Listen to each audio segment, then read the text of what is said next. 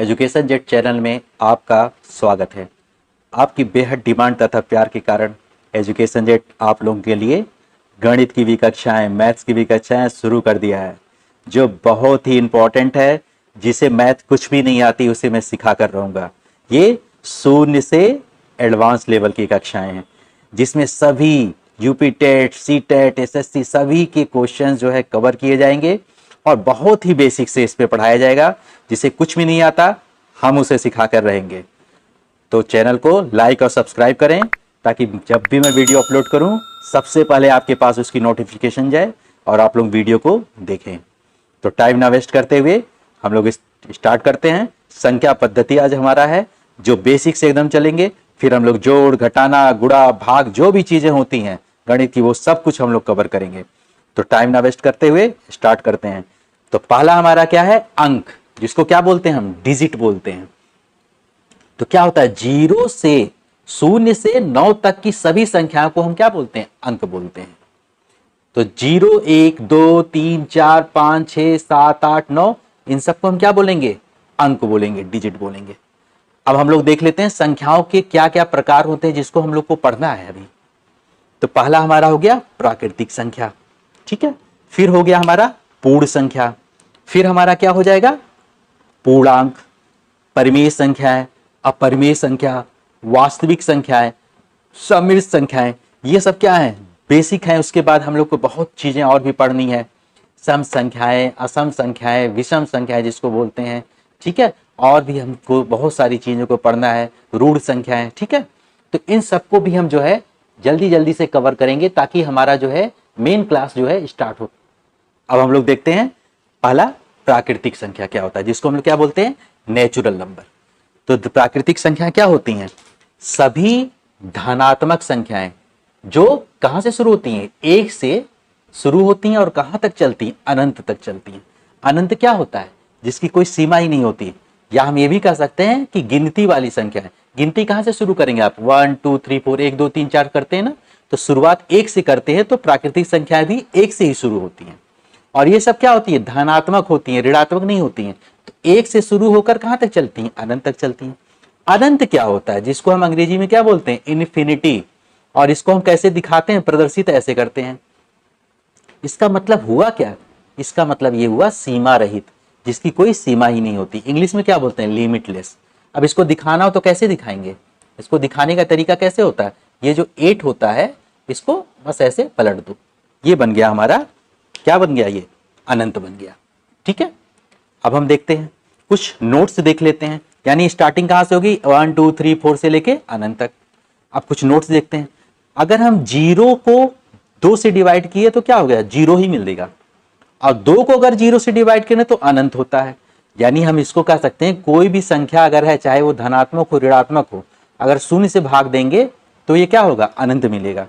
और 0 को अगर हम किसी धनात्मक या ऋणात्मक से भाग देंगे तो 0 ही मिलेगा, ठीक है। ये चीज ध्यान रखिएगा आप लोग। तो सबसे छोटी प्राकृतिक संख्या क्या होती है? 1 होती है। और सबसे बड़ी क्या होती है? अनंत होती है, क्योंकि 1 से लेके अनंत तक चलता है, ठीक। अब 0 क्या है? 0 यहां तो कुछ नहीं है ना, तो 0 क्या है? प्राकृतिक संख्या नहीं होती है।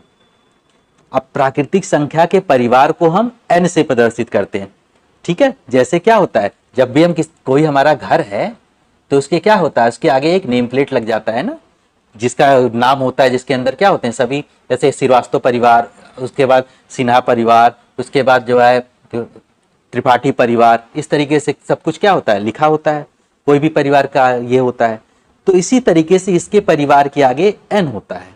n से क्या होता है? Natural number. तो इसलिए n से दिखाते हैं। तो इसके परिवार को हम n लेटर से प्रदर्शित करते हैं, ठीक है। तो हर एक उसका क्या होता है? Name plate. जैसे इसके आगे n लगा दिया तो n के अंदर क्या होंगे? इसका हमने क्या किया? मझले कोष्टक के अंदर इसको सब परिवार के इसके आदमी को या जो भी है इसको रख दिया, एलिमेंट को, ठीक। अब हम बात करते हैं पूर्ण संख्या। पूर्ण संख्या किसको बोलते हैं? Whole number. तो ये कहां से शुरू होती है? वो शुरू हो रही थी 1 से और ये शुरू होती है 0 से। तो 0 तथा प्राकृतिक संख्याओं से मिलकर बनी संख्या को पूर्ण संख्या बोलते हैं। यहाँ क्या था? 1 से, ये 0 से, 0 से, ठीक। तो 0 से लेके अनंत तक। तो सबसे छोटी पूर्ण संख्या क्या है, यहाँ पे क्या है, 0 है। सबसे बड़ी क्या होगी, अनंत होगी। ठीक, अब सभी प्राकृतिक संख्या, प्राकृतिक संख्या 1 2 3 4, 1 2 3 4 इसमें भी आ रहा है, यानी सभी प्राकृतिक संख्याएं पूर्ण संख्या तो होती हैं, लेकिन सभी पूर्ण संख्या, अब 0 क्या है, पूर्ण संख्या तो है, प्राकृतिक नहीं होगी ना। तो सभी पूर्ण संख्याएं प्राकृतिक संख्या नहीं होती, जैसे 0 हो गया। अब इसके परिवार को होल नंबर है तो W उसका ले लिया, तो W में क्या हो जाएगा, 0 से हो जाएगा। इसमें n में क्या था, 1 से शुरू था, क्या, जिसको क्या बोलते हैं, इंटीजर्स बोलते हैं, इंटीजर नंबर्स। ठीक है, तो सभी धनात्मक ऋणात्मक संख्याएं तथा शून्य के साथ, इसको क्या बोलते हैं, पूर्णांक संख्याएं। यानी धनात्मक संख्याएं, ऋणात्मक संख्याएं और शून्य, इन सबको हम क्या बोलते हैं, पूर्णांक संख्या या इंटीजर्स बोलते हैं। जैसे 0 के -1 -2 -3 माइनस इन्फिनिटी, 0 के राइट साइड में, दाएं साइड में 1 2 3 4 से लेके धनात्मक इन्फिनिटी। यानी ऋणात्मक संख्याएं 0 और धनात्मक संख्याएं। ठीक है, अब पूर्णांक संख्या क्या क्या क्या होती हैं, धनात्मक पूर्णांक में 1 2 3 4 से लेके अनंत तक। धनात्मक पूर्णांक को हम I धन और Z धन से डिनोट करते हैं। अब इसका परिवार कैसे होता है, परिवार बताया था ना, तो जब I जो होगा वो पूरा परिवार होता है।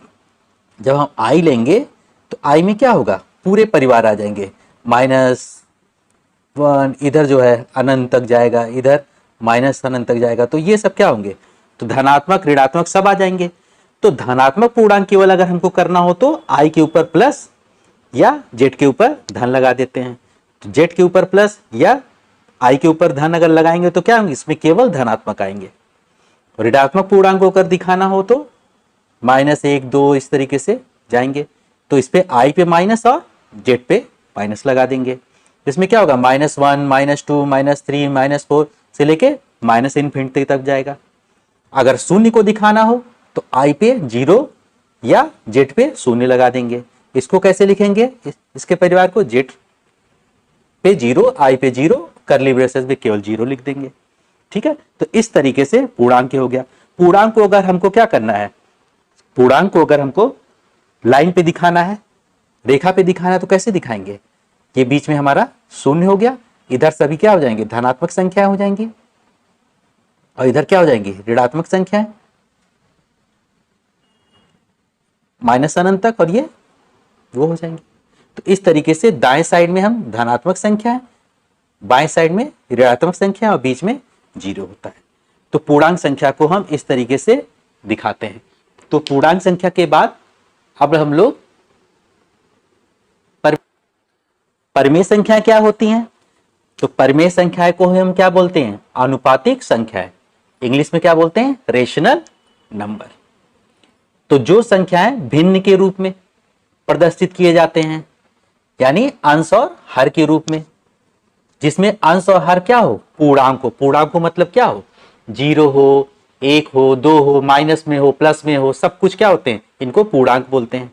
लेकिन इसका जो हर है, यानी Q जो है P/Q में रूप में हो, लेकिन इसका हर जो है 0 नहीं होना चाहिए, यानी हर जो है 0 नहीं होना चाहिए। अगर 0 हो गया तो क्या हम लिख देंगे, P/0। तो P/0 का मतलब क्या हो जाएगा, अनंत हो जाएगा। इसीलिए इसका क्या होना चाहिए, हर जो है 0 नहीं होना चाहिए, यानी Q 0 नहीं होना चाहिए, क्योंकि ये क्या हो जाएगा, नॉट डिफाइंड, इसका कोई मतलब ही नहीं होगा, डिफाइन नहीं होगा, ये अनंत तक चला जाएगा। अब जैसे परिमेय संख्या 2 क्या है, 2 भी परिमेय है। कैसे परिमेय है, क्योंकि हम 2/1 लिख सकते हैं, -3/5। 0 भी क्या है, परिमेय है, क्योंकि 0/1 हम अपने मन से लिख सकते हैं। तो क्या होना चाहिए, हमेशा भिन्न के रूप में लिखना चाहिए। 2 ये भी है परिमेय। √4, वर्गमूल 4 का मतलब क्या होता है, 2 ही तो होता है, और 2/1 ये भी क्या है, परिमेय ही है। ये 8 करड़ी में वर्गमूल है 36, तो 8 ये हो गया, 36 का वर्गमूल कितना होता है, 6 36 होता है, तो 8 6 48, 48/1 लिख सकते हैं। अब देखो 22/7 क्या है, ये भी क्या है, परिमेय संख्या है। ठीक है, अब 22/7 किसका मान होता है, ये पाई का मान होता है। ठीक है, अब परिमेय संख्या के परिवार को हम Q से दिखाते हैं, तो Q के अंदर क्या हो जाएंगे, सभी परिमेय संख्या आ जाएंगे, 0 1/3 -4/5 कुछ भी ये इस तरीके से आ जाएंगी। अब अपरिमेय संख्या की बात करते हैं, जिसको हम क्या बोलते हैं, इर्रेशनल नंबर। तो जो संख्याएं परिमेय नहीं होंगी वो क्या होंगी, अपरिमेय होंगी। जैसे वर्गमूल अगर निकाला जाए 2 का, 3, ये सब क्या होते हैं, 2, 3 इस तरीके से इनका वर्गमूल नहीं निकलता है, तो इनको हम क्या बोलते हैं, अपरिमेय संख्या बोलते हैं। पाई भी क्या है, अपरिमेय संख्या है। एक नोट देख लेते हैं, ये क्वेश्चन जो है यूपी टेट सीटेट में आ भी रखा है। पाई जो है अपरिमेय संख्या है, किंतु उसका मान कितना होता है, 22/7। ये क्या है, पाई का ही मान जो है 22/7 अगर दिया रहेगा तो हम परिमेय बोलेंगे, और केवल पाई दिया होगा तो हम उसको अपरिमेय बोलेंगे। ठीक है, अब हम बात कर लेते हैं वास्तविक संख्याएं की। वास्तविक संख्या क्या होते हैं, रियल नंबर। तो सभी परिमेय तथा अपरिमेय संख्या के सम्मिलित या समूह को हम क्या बोलते हैं, वास्तविक संख्या। यानी कोई भी संख्या हो, चाहे परिमेय हो या अपरिमेय हो, उसको हम क्या बोलेंगे, वास्तविक संख्या बोलेंगे। जैसे रूट में 3, रूट में 7, 0, 0 क्या है, परिमेय है लेकिन ये वास्तविक भी है। 22/7 क्या है, ये भी वास्तविक है। पाई क्या है, अपरिमेय है लेकिन ये भी वास्तविक है। यानी संख्या चाहे परिमेय हो चाहे अपरिमेय हो, वो वास्तविक होगी ही होगी। अब सम्मिश्र संख्या देख लेते हैं, जिसको हम क्या बोलते हैं, कॉम्प्लेक्स नंबर। तो सम्मिश्र संख्याएं दो संख्याओं से बनी होती हैं, एक वास्तविक होता है, दूसरा काल्पनिक। तो काल्पनिक संख्या क्या होती है, अगर हम वर्ग के अंदर माइनस वाली संख्या लिखते हैं तो इसी को हम बोलते हैं काल्पनिक संख्या। ठीक है, और इसका जो मान होता है रूट के अंदर, वर्गमूल के अंदर -1 का जो मान होता है वो आई होता है। तो काल्पनिक संख्या में क्या होता है, ये इस तरीके से अंदर जो है माइनस का साइन वाला होता है। तो अगर सम्मिश्र संख्याएं इनसे वास्तविक और काल्पनिक से बनाना हो तो 2+ ये बन जाएगा, 2+ ये बन जाएगा। ये पोर्शन क्या हो गया, काल्पनिक, ये पोर्शन हो गया वास्तविक, और ये पोर्शन हो गया काल्पनिक। ये वास्तविक, ये काल्पनिक। ठीक है, आई जो होता है इसका मान होता है रूट में -1। तो अगर हमको लिखना इस तरीके से -3 का मान, तो क्या हम लिख सकते हैं, -1 × 3। तो -1 की जगह पे हम क्या लिखेंगे, आई लिख देंगे, और ये 3 हो गया। ठीक है, रूट में 3। ठीक है, तो इस तरीके से ये हो जाएगा। हम लोग देखते हैं सम संख्याएं, जिसको क्या बोलते हैं, इवन नंबर। तो वे संख्याएं जो क्या हो, 2 से पूर्णतया विभाजित हो जाएं। मतलब जो संख्याएं 2 के टेबल में आती हैं उन सबको हम क्या बोलेंगे, सम संख्याएं बोलेंगे। यानी 2 से अगर हम इसको काटें तो क्या हो जाए, कट जाए। 0.2 इसको भी, ये क्या होता है, ये भी सम संख्या ही होता है। 2/2 कट गया, 4/2 ये भी कट गया। तो सम संख्याएं धनात्मक भी हो सकती हैं, ऋणात्मक भी हो सकती हैं। तो ऐसी संख्याएं जो 2 से पूरी पूरी कट जाएं उसे हम क्या बोलते हैं, सम संख्याएं या इवन नंबर बोलते हैं। अब हम देखते हैं विषम संख्याएं। विषम संख्या को क्या बोलते हैं, ऑड नंबर। तो वे संख्याएं जो क्या हो, 2 से विभाजित नहीं होती हैं। यानी जो संख्याएं सम नहीं होंगी वो क्या होंगी, विषम होंगी। 2 ही तरह की संख्याएं होंगी, या तो सम होंगी या विषम होंगी। तो जो संख्याएं क्या हो, 2 से कट जाएंगी वो सम, जो संख्याएं 2 से नहीं कटेंगी ये क्या हो सकती हैं, धनात्मक भी हो सकती हैं, ऋणात्मक भी हो सकती हैं। अब हम ऋण या अभाज्य संख्याएं देखते हैं, इनको क्या बोलते हैं, प्राइम नंबर। तो वे संख्याएं जो एक और क्या, एक से और स्वयं से विभाजित हो जाएं। जो संख्याएं एक से और स्वयं से विभाजित हो जाएं उसे हम क्या बोलते हैं, उन्हीं को हम ऋण संख्याएं या अभाज्य संख्याएं बोलते हैं। जैसे हम 2 की बात करें, 2 क्या है, 1 से भी कट जाएगा और 2 खुद से भी कटेगा। 3 की बात करें, 3 क्या होगा, केवल 1 से कटेगा और खुद से कटेगा। 5 की बात करें, 5 भी 1 से कटेगा और खुद से कटेगा।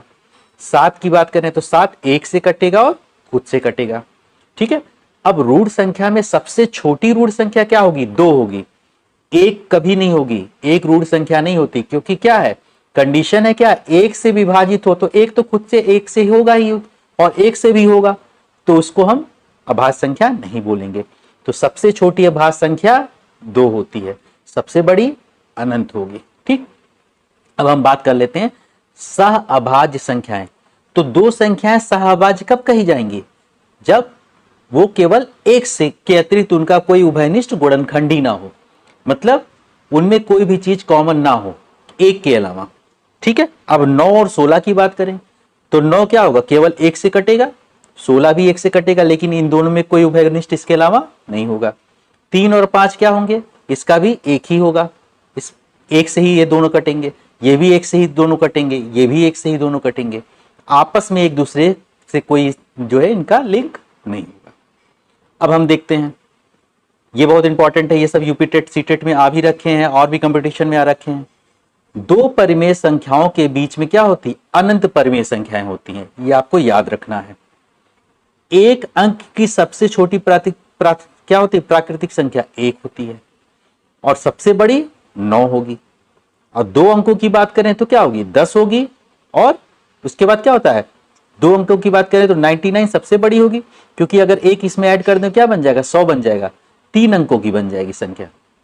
और इसमें 2 अंकों की बात कर रहा तो सबसे छोटी क्या होगी, 9 क्या होता है, इससे 1 माइनस करें तो 9 आ जाएगा, 9 तो 1 अंक की हो गई ना, तो 2 अंक की सबसे बड़ी क्या हो जाएगी, सबसे बड़ी 99 और सबसे छोटी 10 हो जाएगी। ठीक है, तो इस तरीके से जो है हम ये देखते हैं। अब आगे और देख, अब ये परिमेय संख्याएं जो हैं दशमल के रूप में कैसे हम इसको रिप्रेजेंट करते हैं, तो परिमेय संख्याएं दशमल के रूप में जो होती हैं 2 तरह की होती हैं, एक शांत जिसको हम बोलते हैं टर्मिनेटिंग, और एक अशांत होगा, लेकिन क्या होगा, दशमल के बाद पुनरावृत्ति होगी, किसकी, अंकों की।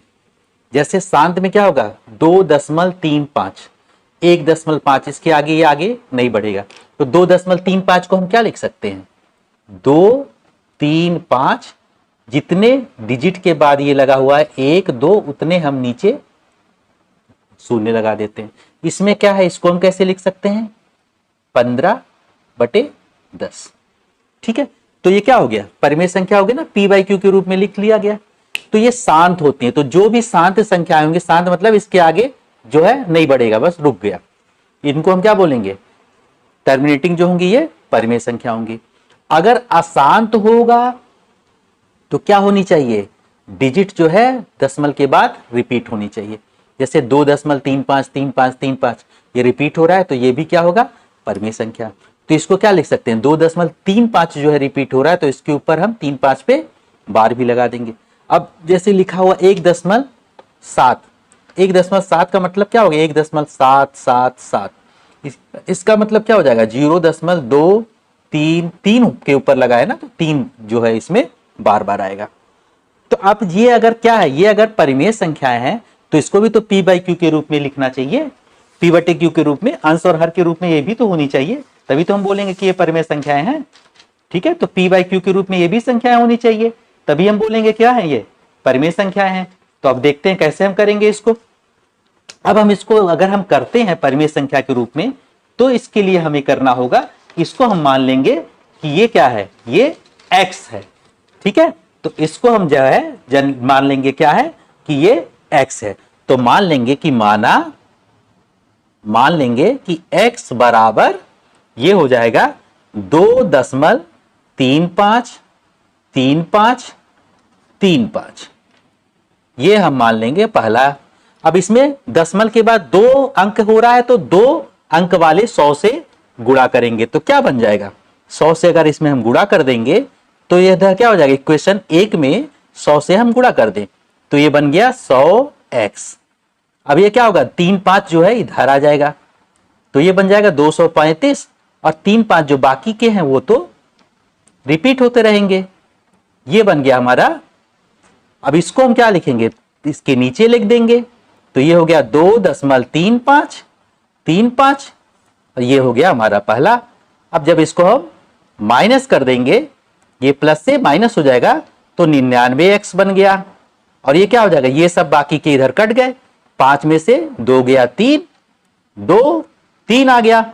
इस तरीके से x हमने निकाल लिया 233/99। तो इस तरीके से 233/99 यानी क्या हो गया, ये फ्रैक्शन में आ गया, यानी ये इस तरीके से परिमेय संख्या के रूप में इस तरीके से हम रिप्रेजेंट कर सकते हैं। Thanks for watching this video. Channel को लाइक और सब्सक्राइब करें ताकि मैं इसी तरीके से आप लोगों के लिए वीडियोस लेकर आता रहूं।